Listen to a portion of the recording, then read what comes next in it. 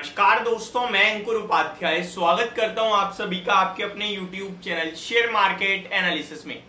यहां पे आप सभी के साथ बात करूंगा वेदांता के स्टॉक के बारे में। ये स्टॉक कंटिन्यू मैं आप सभी के साथ शेयर करता रहता हूं, अपडेट देता रहता हूं और जो लेवल्स हैं ये बहुत ही प्यारा स्टॉक लगता है मेरे को, बहुत ही लेवल्स को रिस्पेक्ट देता है बहुत ज्यादा।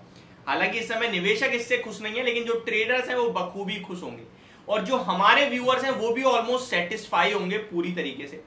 जिस तरीके से हमने इस स्टॉक में 265 से लेकर 300 के बीच में कम से कम 8 से 10 बार रोटेशन में पैसा बनाया, उसके बाद हमेशा 265 ब्रेक होगा तो फिर बड़ी गिरावट आएगी, बड़ी गिरावट आएगी कहा, वो ब्रेक नहीं हुआ।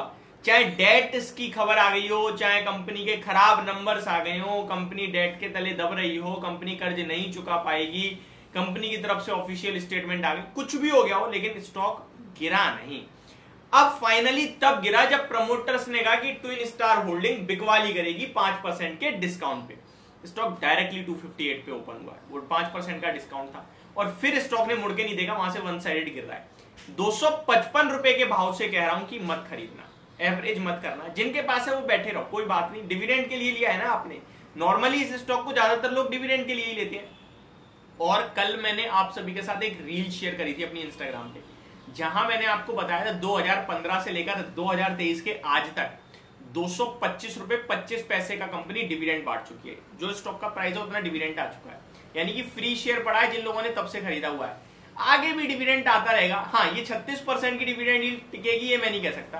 किसी साल हो सकता है 5% रह जाए, किसी साल दोबारा 10% हो जाए, किसी साल 5%, 2%, 20%, 30%, वो चेंज होता रहेगा, लेकिन लंबे समय में पैसा बनेगा। अब शेयर की बात की जाए तो आपके साथ 225, 220 के लेवल शेयर करे थे कि वहां आएगा वहीं खरीदना है। काफी लोगों ने कमेंट्स करे 245 पे जब आया कि भाई गिर तो रहा है, क्या अभी खरीद लें या अभी भी और गिरेगा, मैं आप ही का वेट कर रहा हूं। आपके साथ तब भी क्या शेयर करा, गिरेगा अभी मत लो। अब 233 रुपए पे आ गया है। अब सवाल डिफरेंट हो गया है, क्या खरीद ले। देखिए बॉटम पे हम खरीदना चाहते हैं लेकिन खरीद नहीं पाते। टेक्निकल चार्ट स्ट्रक्चर इतना खराब है कि लग रहा है 220 तक आएगा। बट यहाँ दो चीजें जो मुझे और सोचनी है। 2-3 दिन से बाजार गिर रहा है तो शेयर टूट रहा है। अब बाजार ऑलमोस्ट निचले स्तर पर आ गया, मार्केट में रिबाउंड आया तो ये स्टॉक भी यहां से 240-42 का दोबारा हो जाएगा। तो अब मेरे को अपनी स्ट्रेटेजी हल्की सी चेंज करनी है। पहले मैं वेदांता के बारे में थोड़ी अपडेट दे दूं। करंटली स्टॉक 5 रुपए नीचे डेज लो के पास 233 रुपए पे ट्रेड कर रहा है। 41.6 लाख शेयर्स ऑलरेडी ट्रेड हो चुके हैं। 11 बजे का समय हो रहा है, अभी एग्जैक्टली 11 भी नहीं बजे हैं। 1.16 करोड़ शेयर्स का एवरेज वॉल्यूम है। एवरेज वॉल्यूम्स का आधा वॉल्यूम शुरुआती 1 घंटे में ही ट्रेड होता हुआ दिख रहा है। एक तो नहीं, 2 घंटे कह लीजिए आप, 2 घंटे में ट्रेड होता हुआ दिख रहा है। अब यहां से फ्रेश निवेश किस तरीके से बनाना है, एवरेज किस तरीके से करना है, ये समझते हैं। अगर मार्केट में डिसिप्लिन है, स्ट्रेटेजी है, तो पैसा बनाना आसान है और टेंशन मुक्त हो आप। लेकिन मार्केट में जो बढ़ रहा है वही खरीद लिया तो टेंशन खरीद ली ये मानो, जो गिर रहा है वही बेच दिया तो टेंशन ले ली ये समझ लो। क्योंकि आप एट द टाइम डिसीजन ले रहे हो, long term, short term, medium term, positional term, आपको पता ही नहीं है। आपने 2 मिनट का मूव देख के पोजीशन बना दी, ये टेंशन वाली बात है। जब आपका व्यू क्लियर होगा ना पैसा बनेगा, जब आपका व्यू क्लियर नहीं होगा पैसा नहीं बनेगा। अब यहां व्यू मेरा क्लियर है, मेरे को लॉन्ग टर्म के लिए रखना है, मेरे पास पहले से ही पड़ा है, डिविडेंड के लिए लिया है, गिर रहा है शेयर, ठीक है, मुझे एवरेज करना है तो कहां से शुरुआत करूं। अच्छा लेवल 220 का है, बट जैसा कि मैंने बोला अगर मार्केट न्यूट्रल होती, मार्केट नहीं गिरी होती, ये स्टॉक टूट रहा होता केवल, तो मैं अभी भी वेट करता 220 का। लेकिन क्योंकि 2 दिन में मार्केट 200-250 पॉइंट गया है, स्टॉक टूटा है, तो मार्केट के साथ ये स्टॉक टूटेगा, मतलब मार्केट के जब बढ़ेगी तो ये वापस ये भी रिबाउंड करेगा, तो फिर हमारे लिए थोड़ा दूर हो जाएगा। तो अब स्ट्रेटेजी कुछ इस प्रकार है, मेरे को 100 रुपए लगाने हैं तो मैं यहां पे 20 रुपए लगाऊंगा। समझ गए बात को। जो आपके पास शेयर्स पड़े हैं, एवरेजिंग की बात है वो तो छोड़ दो।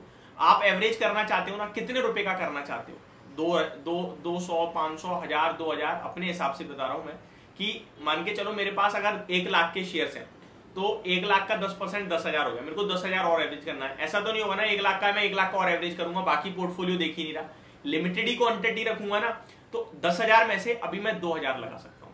मेरे पास 10 लाख का वेदांता पड़ा है, टोटल मैं 1 लाख रुपए लगाऊंगा तो 20,000 अभी लगा सकता हूं।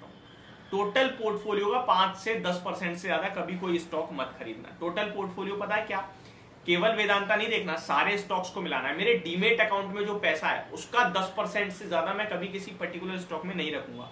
और मैं 5% ही रखता हूं वैसे, और खुद भी और आपके साथ भी कहता हूं और हमें 5% से ज्यादा तब करना है जब स्टॉक अच्छा है, एवरेज करने के मौके दे रहा है तो कर सकते हैं, अदरवाइज नहीं करना।